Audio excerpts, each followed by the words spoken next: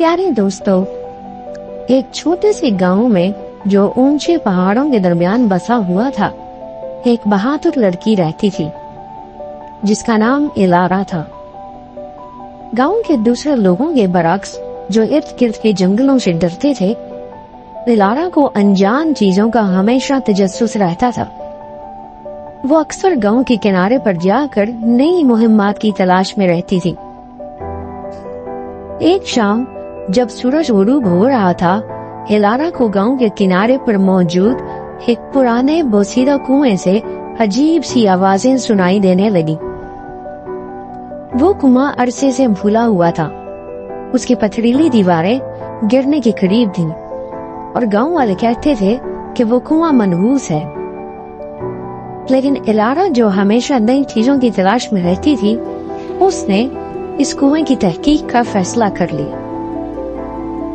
जब वो कुएं के करीब पहुंची तो वो अजीब आवाजें और ज्यादा बुलंद होने लगी। वो आवाजें हंसी और रोने की मिली जुली आवाजों की तरह लग रही थी, जो कुएं की गहराई से आ रही थी।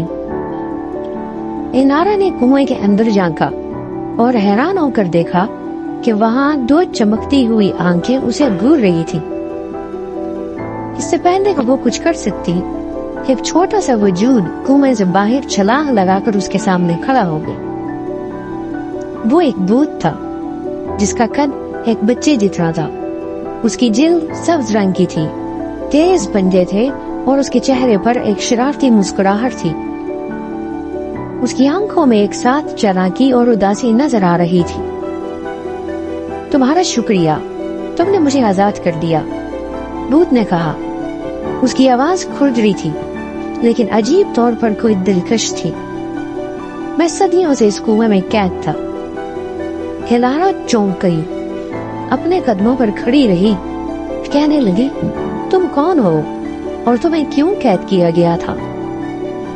भूत की मुस्कुराहट गायब हो गई और उसकी जगह उदासी ने ले ली।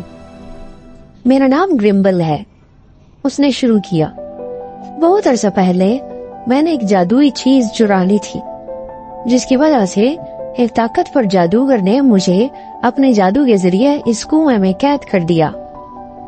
मैं उस वक्त से एक आजाद होने के लिए किसी बहादुर इंसान का इंतजार कर रहा था, जो इस कुएं के करीब आए और इस कुएं के अंदर झांके। इलारा का दिल तेज तेज धड़कने लगा। उसने हमेशा मुहिम्मात की ख्वाहिश की थी, लेकिन अब वो एक देवबानाई मखलूक के सामने खड़ी थी। उसने दिलचस्पी से पूछा, वो जादुई चीज क्या है? ग्रिम्बल ने हिचकिचाते हुए अपनी पीठ से एक छोटा सा डब्बा निकाला। ये, उसने कहा, ये बहुत सारी आवाजों का एक डब्बा है।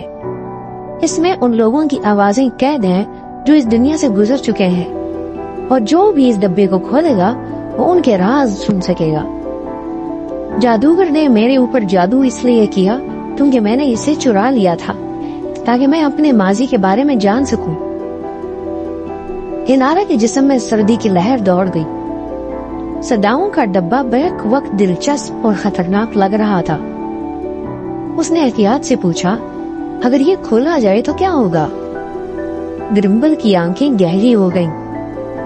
इसमें छुपे ताकतवर राज हैं। ये उनके सुनने वाले की किस्मत बदल सकते हैं, लेकिन इसकी एक कीमत है। एक बार जब ये डब्बा खोला जाता है तो सुनने वाले को चुनाव करना होता है, या तो वो सच को कबूल करके उसके नताइज का सामना करे या हमेशा के लिए अनजान रहे। इलारा खतरा जानती थी, लेकिन उसका इल्म और उसकी प्यास उसे आगे बढ़ा रही थी। मैं ये डब्बा खोलूंगी, उसने कहा। ग्रिम्बल की मुस्कुराहट वापस आई, लेकिन इसमें अब एक उदासी शामिल थी। जो तुम चाहती हो, इसमें मोहतात रहना बहादुर लड़की, उसने कहा और डब्बा इलारा को दे दिया। कांपते हुए हाथों से इलारा ने डब्बा खोला।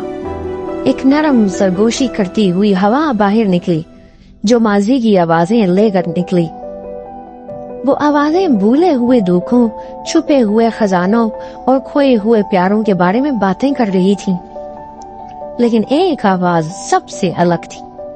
ایک آواز جو الارا میں چھپی ہوئی طاقت کے بارے میں بتا رہی تھی، ایک ایسی طاقت جو اس کی گاؤں یا مستقبل کو بدل سکتی تھی، اور وہ طاقت الارا کے اندر چھپی ہوئی تھی۔